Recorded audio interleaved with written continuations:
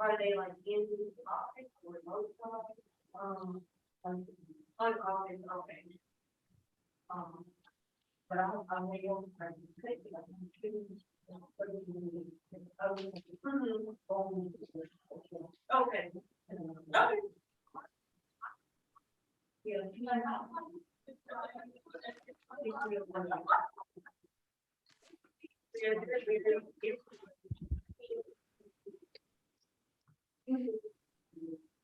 We'll get started in about 5 minutes. Okay.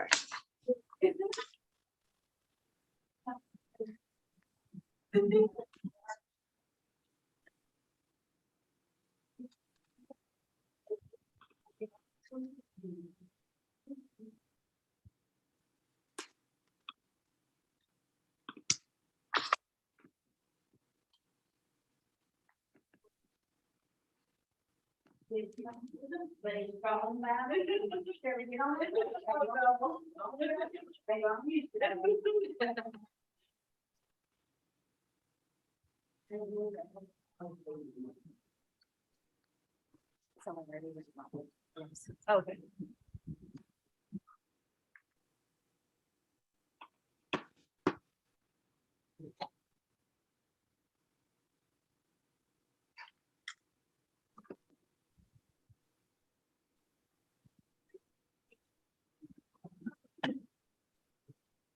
It's the prevention work in Mashantucket, Pequot. Where's the evaluation?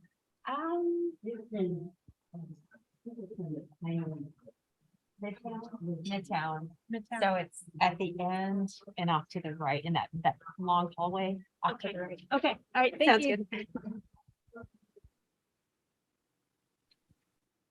Testing. Testing 1, 2, testing 1, 2. Oh, there we go.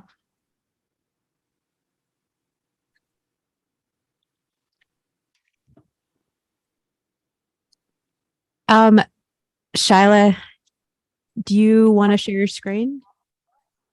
Yes, I can share. my Okay. screen. She has some slides, Alexis.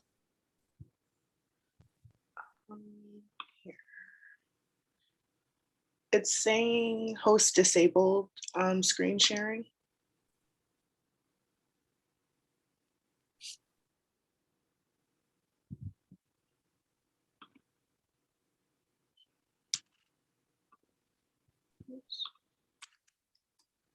All right, you should be able to share it now. Let me try again. Okay, perfect.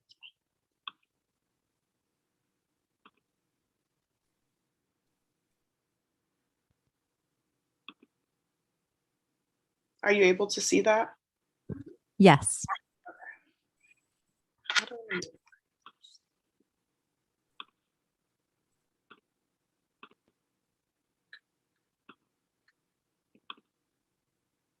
We'll give it a couple more minutes.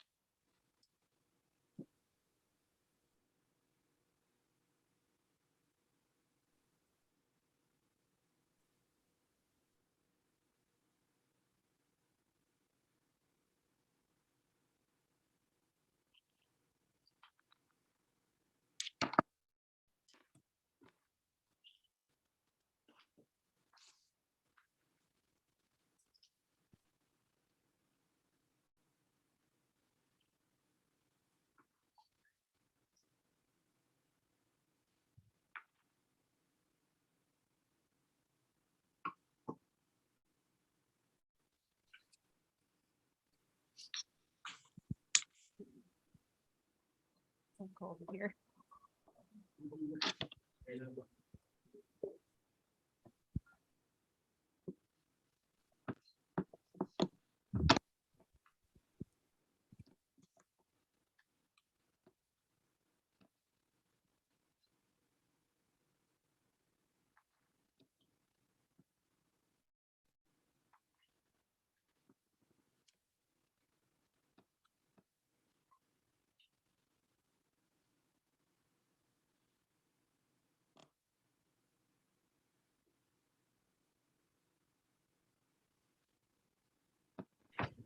Okay. All right, Shyla, we're going to go ahead and get started. Can you hear me? Yes, I can hear you. All right, so I'm going to introduce you. Shyla Barnes is a member of the Mashantucket Pequot Tribal Health Nation. She obtained a bachelor's degree in human service admin from Nova Southeastern University. In her current role as a program manager under the CDC opioid grant with USET, she has taken multiple approaches to combining substance abuse within her community. So I would like to introduce you to Shyla. You can go ahead and take it.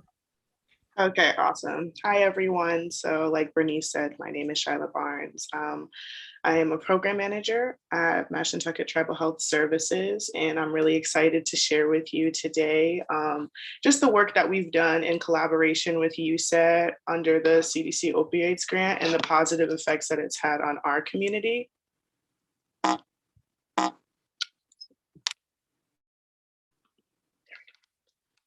So just to give a little bit of history, Mashantucket Pequots are a native Algonquin people who endured centuries of conflict, survival, and continuity on and around North America's oldest Indian reservation, established since 1666 and located in southeastern Connecticut.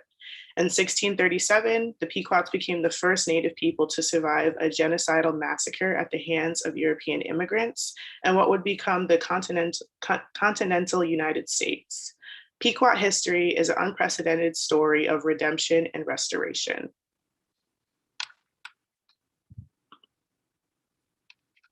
So I'm going to take time to focus on our behavioral health department specifically. So services that we include or we have available at behavioral health is individual, couple, and family counseling, addictions, recovery counseling, child therapy, medication management, healthy lifestyle changes, self-help education, group counseling, and integrative medical and behavioral health. So while we strive to provide quality services, there are certain services that are outside of our scope of practice. And these services include detox programs, intensive outpatient programs, inpatient programming, and residential services. So we don't provide those on the reservation, but what we do is we can help assist tribal citizens with getting access to those services. So we'll help assist them with going into detox, support through inpatient process for treatment for substance abuse disorders or mental health issues. And we refer them to recovery coaches. And we also can refer any individual to outside providers if the person doesn't feel comfortable receiving services on the reservation.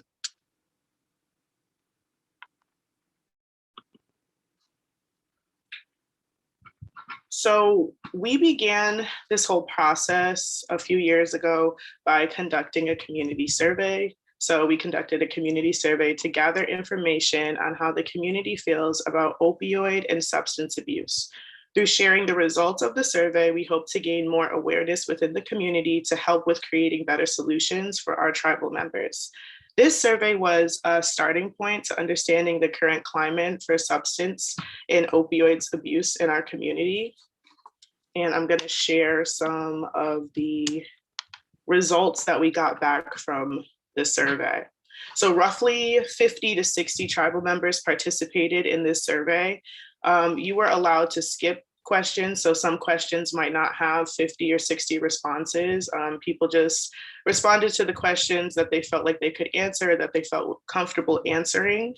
So the first question is, opioid misuse is a problem in my community. And as you can see, 95% said true and 4% said false.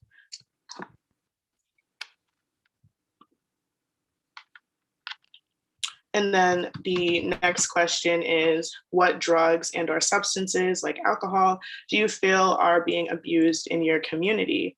And we have a large number of participants saying opioids, marijuana, alcohol, prescription, and methamphetamines.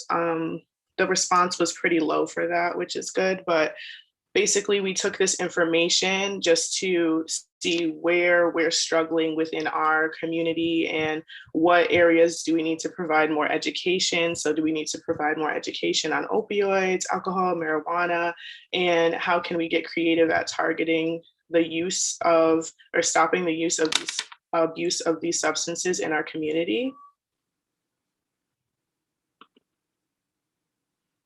And this question says, do you know anyone misusing substances in your community?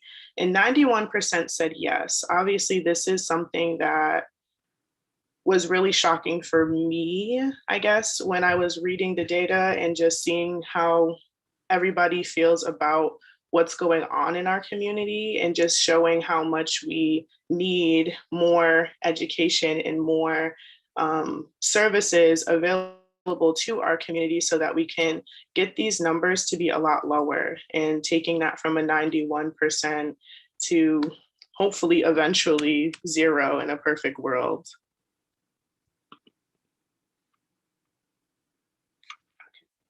So the next question is, do you know where to obtain opioids or substance abuse services in your community? 59% said yes. And I had previously went over the services that we provide. We definitely want to get this number higher so that way everybody knows where to go and what to do in the case of overdose or in the case of a family member or friend struggling. So a lot of what we did, and I'll talk more about it later on in the presentation, was to help get more people the information that they needed if ever in a time of crisis.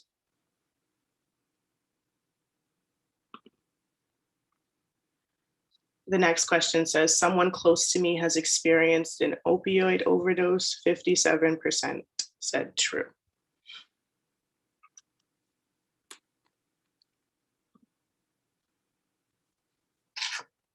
And then the next question. So the next question says, who do you think is most at risk or in need of substance abuse help? And we provided different age groups for them to choose from. And the largest age group that people saw the need for was ages 26 to 40. And then coming in second was ages 18 to 25. And I took this information and tried to create different programs, forums, education tools that really targeted these age groups that we are struggling with.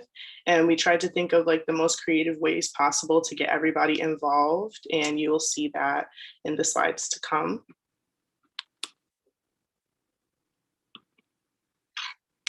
So while we had multiple choice like options, we also gave people the opportunity to be able to put in their own responses. So I just wanted to share some of the responses that were given to us. So the question is, what do you feel are reasons people in your community misuse substances?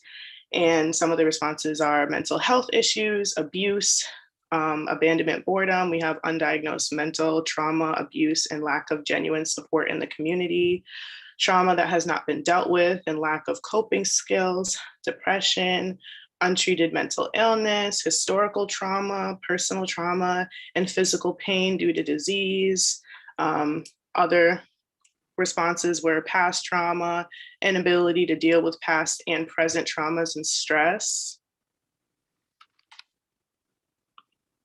So as you can see from those responses, there was like kind of keywords that kept coming up were trauma, abuse, and these questions really helped us to understand like what is the root of the issue that we're experiencing within our community. And I held a community forum where I went over all of the responses. There were a lot more questions, but I didn't share all of them, where tribal members were able to see the full report of the survey, and they were also able to ask questions, express concerns. It was really good because tribal council was present. So all tribal council members got a copy of the report, and they were also there to hear the concerns of our tribal members and kind of like keep that on their radar as we're moving forward with different activities going on in the future and just educational opportunities or providing that extra help to our community. So that being said, I thought the best thing for us to do was to create a community guide and just start there. So the survey highlighted major barriers and issues present within our community, and it helped us to realize trauma was our biggest factor. So here on this slide, it's showing some of the pages from our community guide. And here it's talking about like trauma and just showing more of the responses that people gave, and just kind of highlighting that our community is kind of all expressing a lot of the same issues and a lot of the same things that they're dealing with.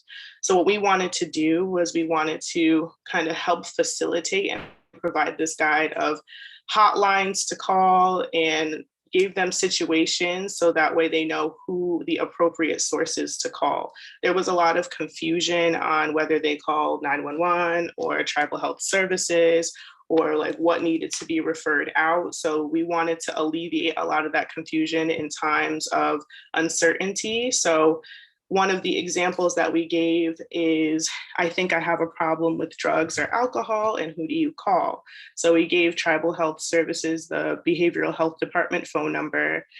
We also told them that you can reach out to one of the recovery coaches or your primary care physician. Another one is, I just was fired from my job because I showed up for work drunk. I'm drinking every day and I cannot stop. So again, they can call behavioral health department. And we also provided like local hospitals that they could call and be able to get help off of the reservation as well. Not all of our tribal members live on the reservation. So we just wanted to provide as much resources as possible in the neighboring towns and state. And then the last one is a person has overdosed on opioids. So just highlighting like you need to call 911. That's not something that you can call behavioral health services for. You need obviously like an extensive amount of care that we don't provide.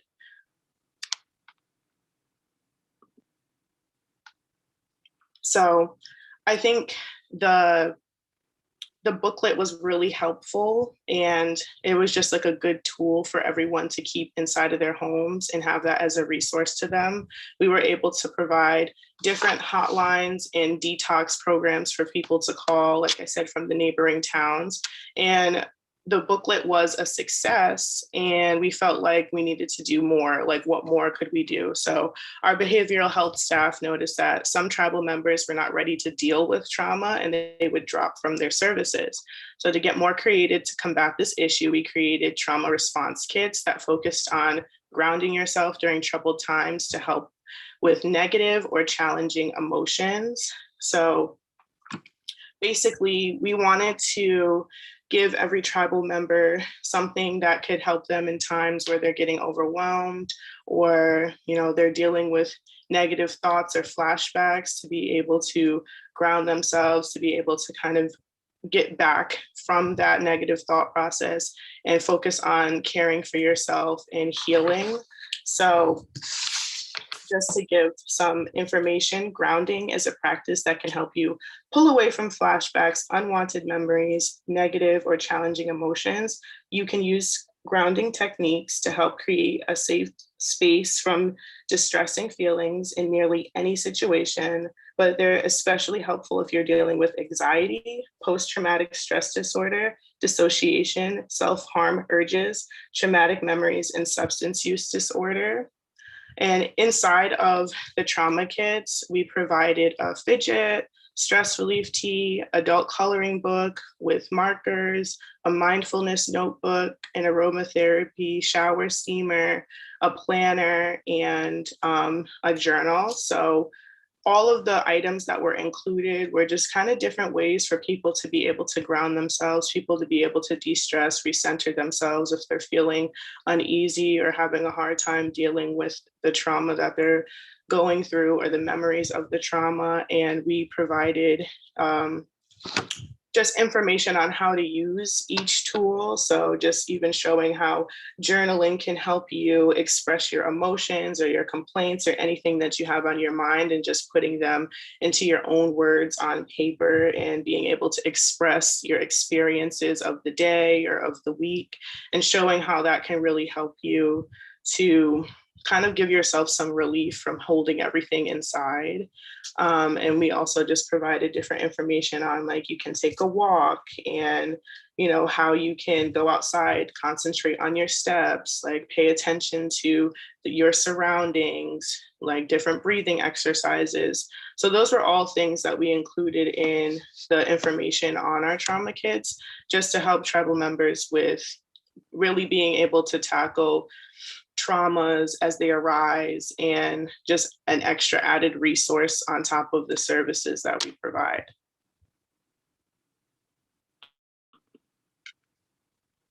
So to target the different age groups, we held a youth basketball workshop, and we worked with elementary and middle school aged youth and expressed the importance of positive outlets. So our goal was to let the kids know, like, when you're feeling bored or upset, instead of utilizing that idle time to experiment or get into negative things, remember there are fun, positive outlets like basketball or any sport of their choice. And they had a blast. In the far right picture, you can see them smiling and eating their cupcakes. We got them completely like sugared up and ready for ready for the workshop. And it was a really fun time. And we the older kids, they played 1v1, and they also played a game of knockout. And with the younger kids, we kind of made our own version of knockout because the basketball hoop was a little bit too high for them. But we just had everybody in a circle, and we practiced dribbling and passing, and it was just a great time for them to participate in something that was positive, and let them know, like, all you need is some friends and a basketball to really like take up some time and get outside and get active. If you're feeling bored or you're feeling upset, like, this can be a positive way for you to be able to let those emotions out. We also provided them with stress balls in the shape of little basketballs, and we provided some education for their parents to go over with them when they got home, and just also so the parents had those resources as well. But we just really wanted to highlight how sports can be an outlet, or art can be an outlet, or there's so many different avenues out there for you.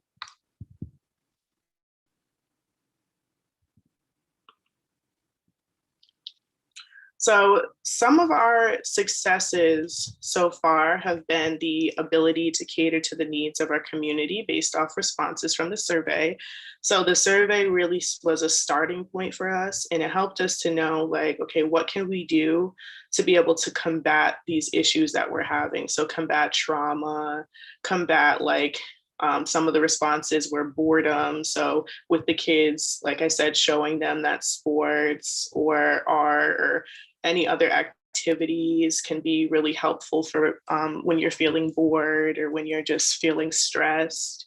Another success was tribal citizens were given safe spaces to learn and express their concerns. So at every meeting that we had, forum that we had, workshop that we had, we always gave opportunity for tribal citizens to express their feelings, give their opinions, ask questions, and create that space where they felt comfortable talking about these issues. Sometimes it's not always easy to talk about these things, but just continually creating a safe space was really successful for us in getting numbers up each event that we had. Providing consistent education that targets different age groups.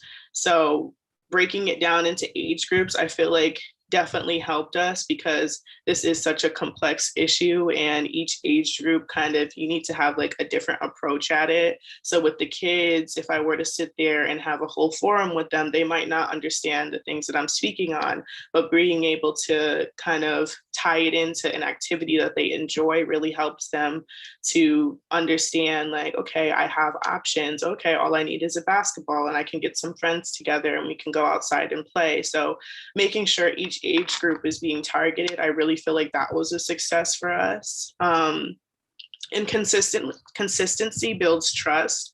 So just consistently providing education, putting out the booklet, having our forums, having our workshops. It's showing the community that this is something that we're taking seriously. And this is something that we really care about and want to see growth in our community and help our community. And I think that helps people to feel more connected to the cause and also more willing to be a part of it. Attendance and interest increasing with each event. So like I said, with building that consistency, we built trust and we were able to increase our attendance every event that we were holding, and increased understanding of services available on and off the reservation. So a lot of the time there was a frustration with what services can I get at tribal health? What services do I need to be referred out to? And sometimes if you're not understanding the different scopes of practices, it can be a little frustrating, like getting kind of, oh, you need to call this number. Oh, no, you're at the wrong place. So kind of alleviating that and bridging that gap through our guide, I think really helped. So that way they knew who to call and like without having to be referred all the way around or kind of getting the runaround, just being able to get to the source in the time of need. So I think those were all things that really helped us to be successful with the project.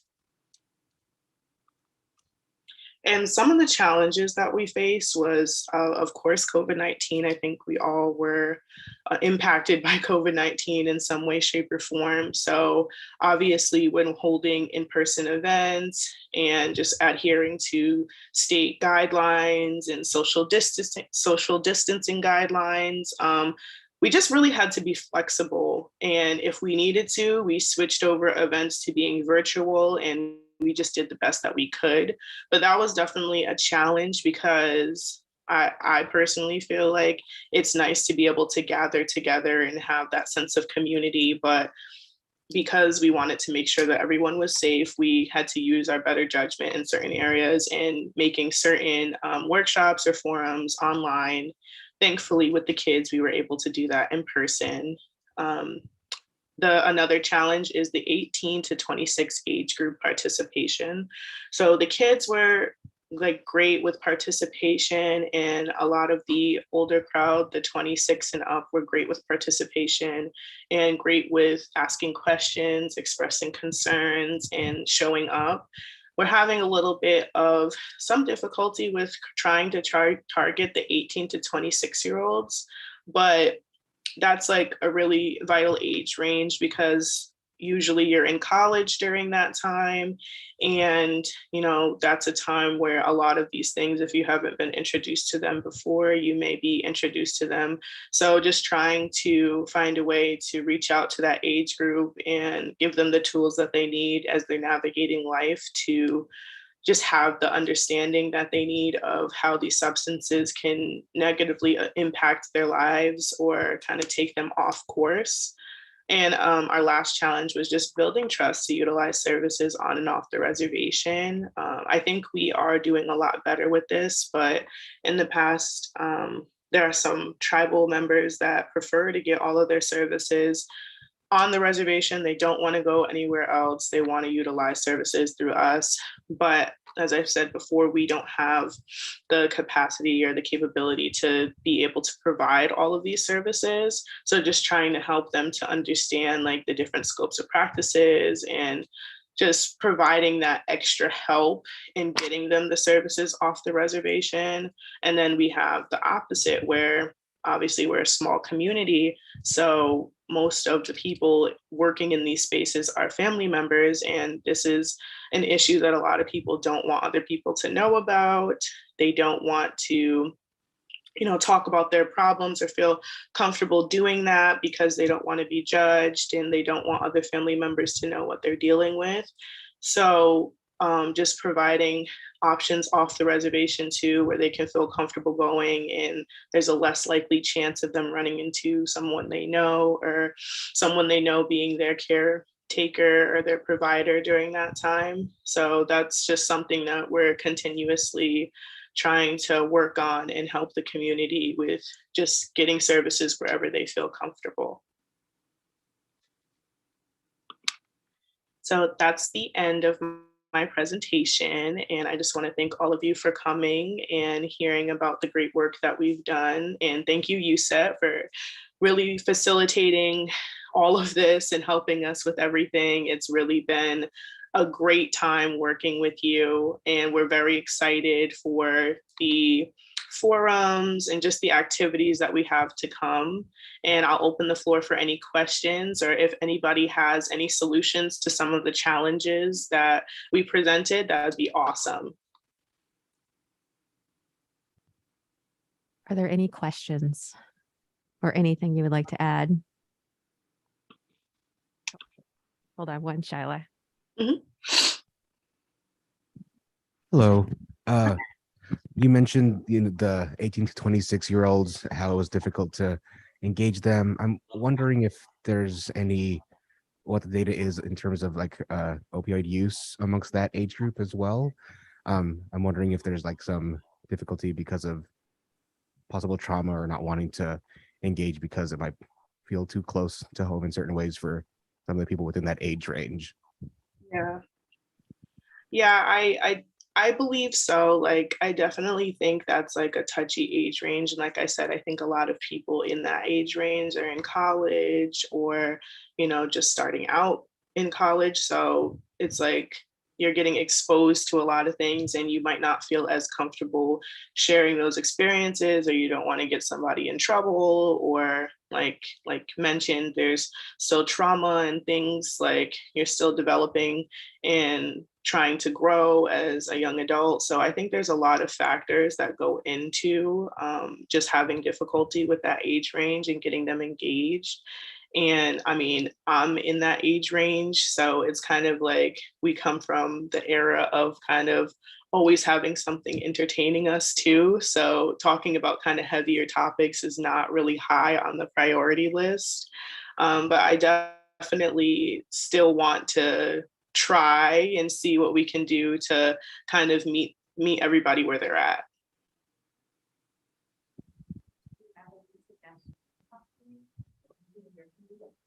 So some of the tribes I've worked with, they'll for that age range. Can you hear me? Yeah, I can hear you. Perfect. Like you said, always being entertained. So I'm not cool, so I don't know how to use the TikToks. But like people during in that age range will use that and have some like fun dance that also has, and this is what opioids do, kind of TikTok or something on Instagram. So usage of social media, is that something that is also part of the programming that is being used or can kind of grow maybe? Yeah, I definitely agree with you. And that's something that I know me and Bernice have talked about, is how can we utilize social media to get them involved, and in the near future, doing a social media campaign and just seeing how well that does. Another thing that we are doing is for our powwow at the end of the month, we're going to do another survey, a short one, and just ask, like, what would you like to see from us, or what would be things that you're interested in, or what would be activities that you would want to participate in. So I'm hoping that that can give us some more clarity on where to start with this age group or age range as well.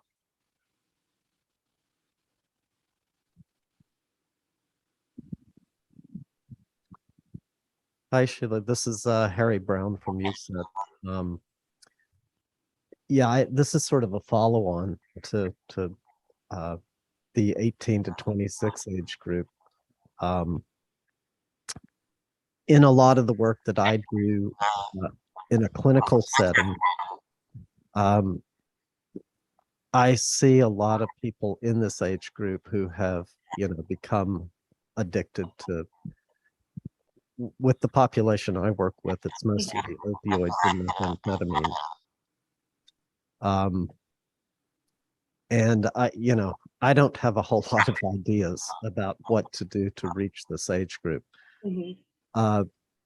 I'm still looking for that first young person who will tell me, one day I just woke up and I decided that what I really wanted to do in life was to become a drug addict or an alcoholic. Nobody sets out to do that. Yeah. But somehow they fall into it. And I think that the age that a person leaves home is a particularly vulnerable time of their life for a lot of different reasons.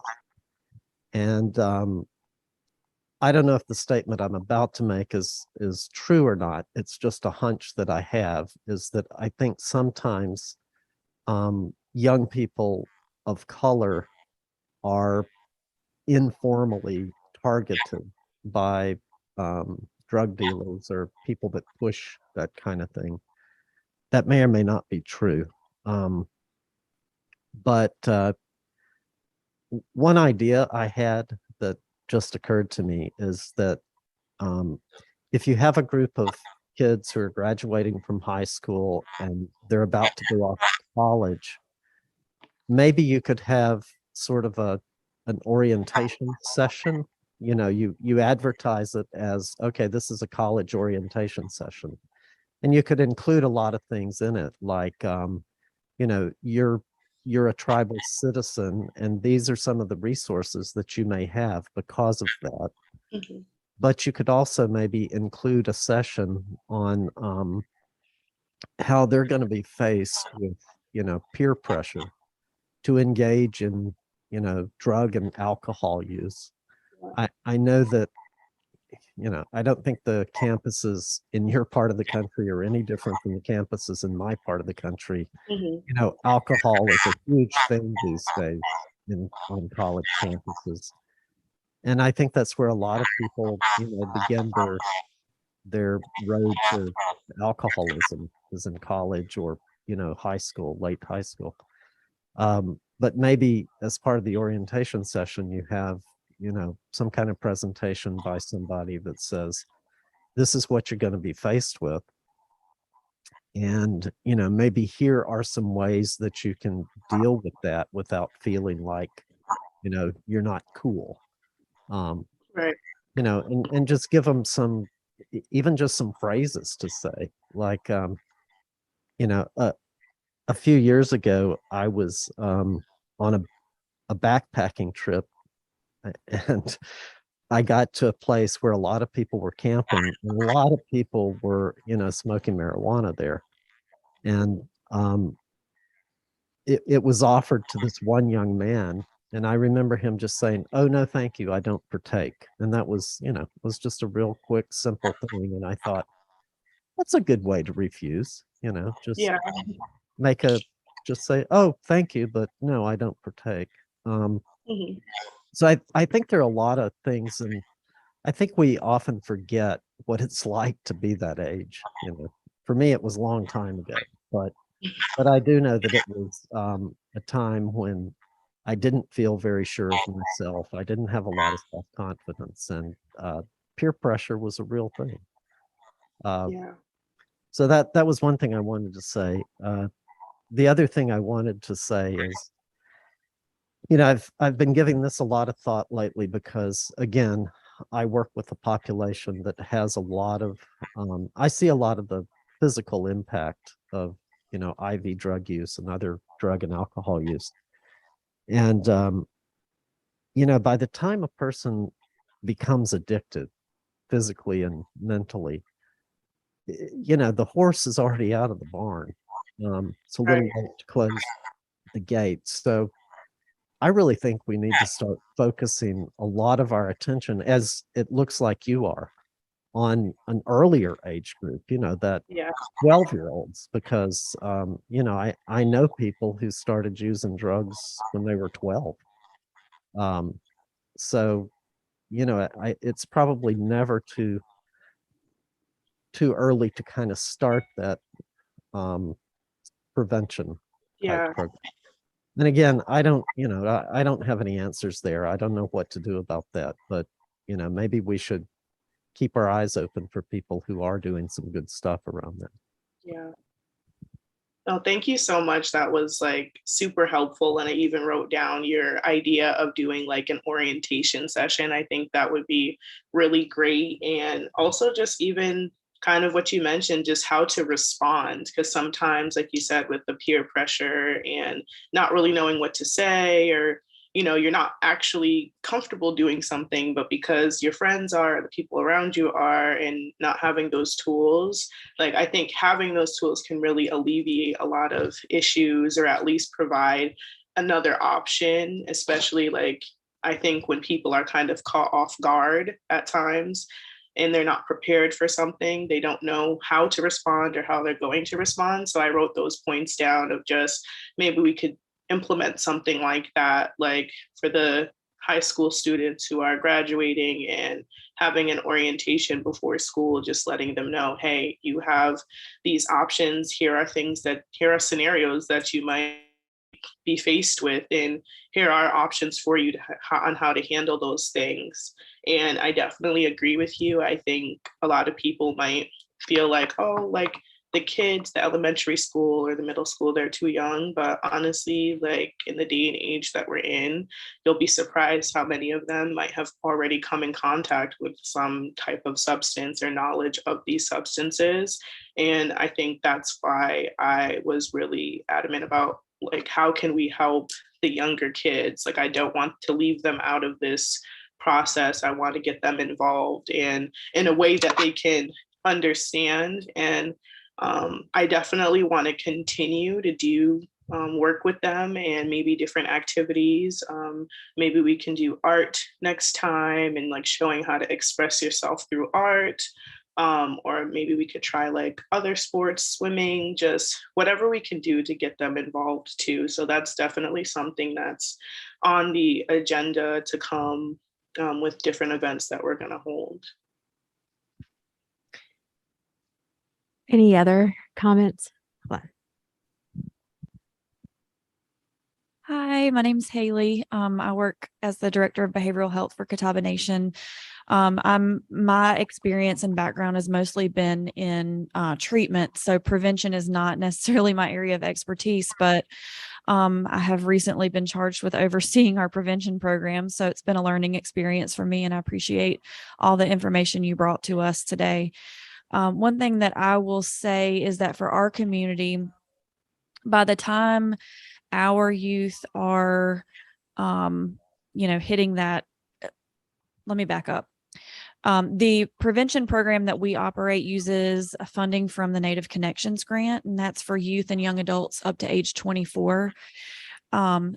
However, what we're seeing in our community is that by the time they reach that 24 age range, they're already in need of like treatment services, right? So we have surpassed the need for prevention, and now we're at that treatment need, kind of like this gentleman was saying as well.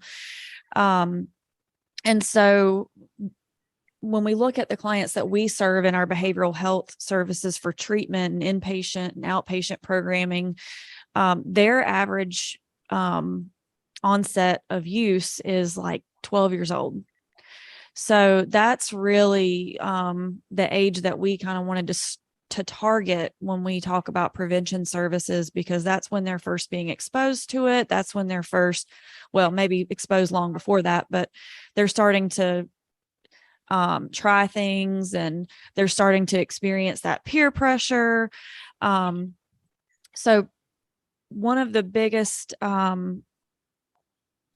ways that we've incorporated prevention is in our teen center. So we have a teen center that is right across from our longhouse on the reservation. They have a summer program that's all day, and then they have an after school program. So the program goes and picks them up from school and brings them back to the after school to the teen center, or Sukiap.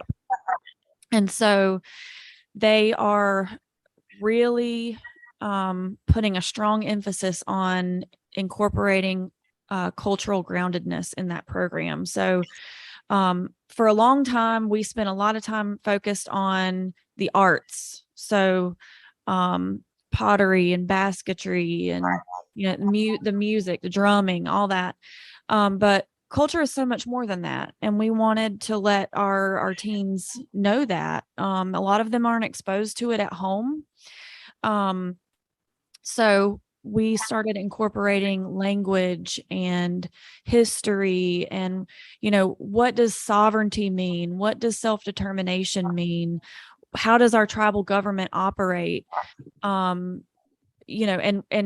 what part can you play in the future of the tribe? So, I think for a lot of tribal communities, and I know especially in ours, there's this idea that you have to leave the reservation to be successful, right? But we want our youth to know that there are many opportunities to be successful within your community. And, having job shadowing programs where they can come to the Longhouse in our tribal government building and walk and work with us in different areas so that they know, like, this is a possibility for me too, for me to work in my community, contribute to my community, be successful professionally, and have something to aspire to. And that also is a really great setup for the tribe as well, because the tribe wants to employ its own citizens, right? They want to have representation for their community, because there's no better way to provide that service than from one tribal citizen to another who knows exactly what it's like to grow up and live in that community and what needs they have. And so if we are promoting our youth being successful in their community and contributing, that also has a direct impact on the success of the tribe in the future. So that's just kind of how we've approached prevention work within Catawba Nation. We're, it's all very new to us. So we're kind of just getting off the ground. But I do agree that young adult age is kind of a hard age to target. Social media is obviously probably one of the best strategies. But yeah, that's all I got. Oh, thank you so much. And I wrote down some points too. I like the fact that you guys are using like language and history and really trying to like let them know you can be successful on the reservation, like you can be successful in this community. So that's something that I wrote down, and maybe we can also like include that as part of like an orientation session. And as you were talking, something that came to mind was me and Bernice had also spoke on that the 18 to 26-year-olds being more hands-on. So maybe like collaborating with the younger kids and providing like mentorship programs, or creating a space where they can kind of talk to the younger kids, and it helps them to be more involved in the initiative and also be mindful for themselves. Like, there's kids that are looking up to me. So like, let me be more mindful as I'm navigating like college or navigating my early adult years on the things that I'm doing, because I want to be a role model in the community, or I want to give back or help my community. So those are things that we've also discussed, and are definitely trying to think about how we could implement something like that, and for how long and what that would look like. But just sharing that too for anybody who might want to utilize that idea too on your own reservations or in your own community. I really appreciate a lot of the feedback that I've gotten, like lots of great ideas from everyone. And I'm always open to ideas and just trying and seeing what works and seeing where we have our most success and like what doesn't work. I think both of those things are helpful when navigating these issues, is knowing what, okay, this isn't really working. Like forums are not getting 18 and 26-year-olds to come. So what else can we do to be able to get them involved, and just tackling it the best we can at any angle we can think of. So I definitely am always open and appreciative of any insight that anybody has. So Shyla, I just wanted to tell you about your education book that you brought up and showed everybody. I know that was, you kind of founded that idea of those education prevention materials. And we went ahead and did one for Porch. And there has been so much great feedback on Porch booklet. So that idea originally came from, Pequot. So thank you. Yeah, I'm glad that it's helpful. It's definitely been a help to our community, and anybody who wants to steal the idea or steal my template, go for it. Does anybody have any other questions for Shyla? Anything they want to add? Oh, Here, I'll let you go before Steven because I talk forever.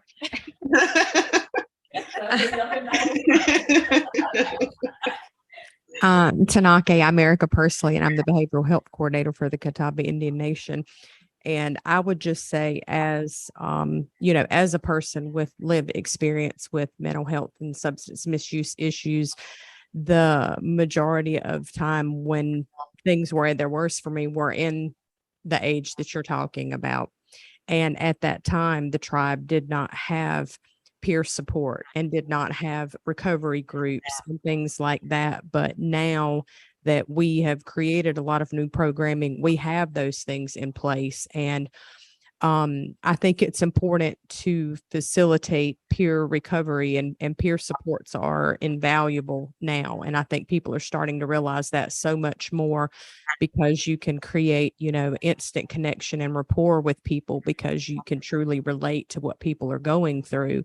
But the really cool thing about it is that we've seen that a lot of times when you include trauma, a lot of tribal citizens don't want to come to our governmental building for recovery group because they're afraid of being judged or, being re-stigmatized by people, because it's like, well, if you're there at that date and time, anyone that sees you coming in or out knows you're there for that specific reason. So due to that fact, we had another citizen certified as a peer support, and we created a all recovery meeting off of the reservation as well. And with that meeting, we give anyone the opportunity to come in, because what we are all aware of is that the heart of what we are in our culture isn't just for Indigenous people, it's for everyone, and there's healing for everyone in that. But some of the most meaningful conversations and times when I have really been able to get people to open up is while we were drumming, while we were doing bead work, while we were making baskets together, because they're very calm and they're, not so triggered and focused on the educational stuff, and reminding them of all the things that they're already living and going through. So I think that, all of those things are really important. So the more things like that you can do, the more spaces that you can create and incorporate the culture into that. Like I say, those are excellent opportunities when you're just sitting there, do something else to say, hey, and then you open up the conversations during those times. Yeah. Yeah. Thank you so much. I definitely am going to utilize that in our forums to come. Hey, Shiloh, I just wanted to say hi. Hi. And I hated that I had to hand this project off to Bernice, although that I love that she came on board with this.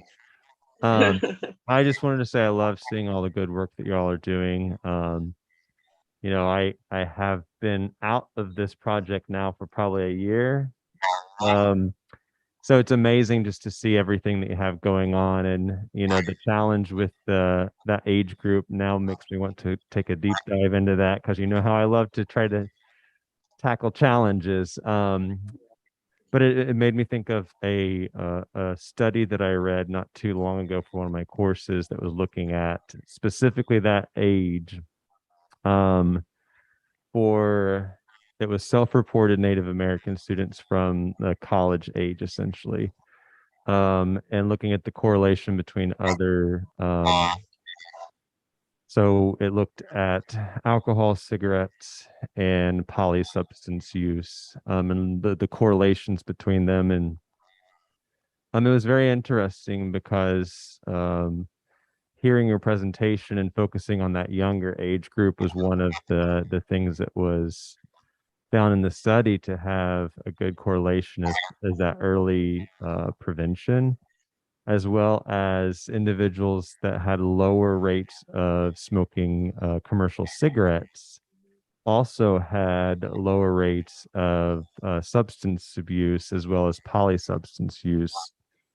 So I think you're going on the right track with what you're looking at. And if there's any way to engage that population and try to get any feedback from them, let us know. We can try to figure out some way to arrange focus groups with individuals in that age group to where we can see, you know, what is it that those individuals would like to see that would get them engaged with community.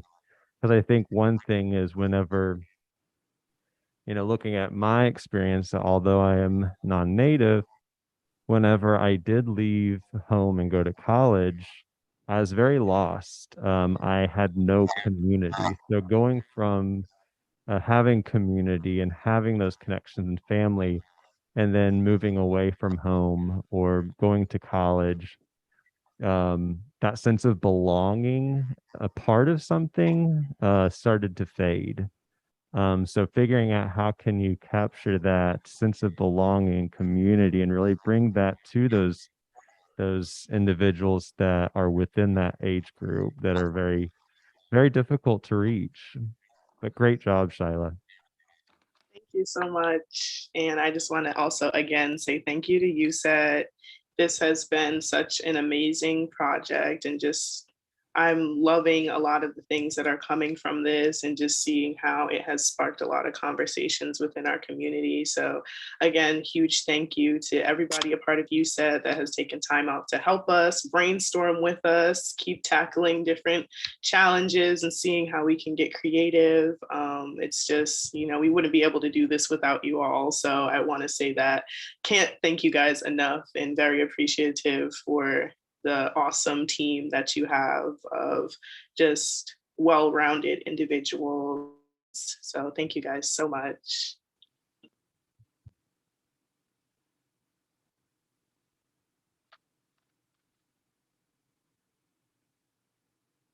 I don't know. Can you guys hear me?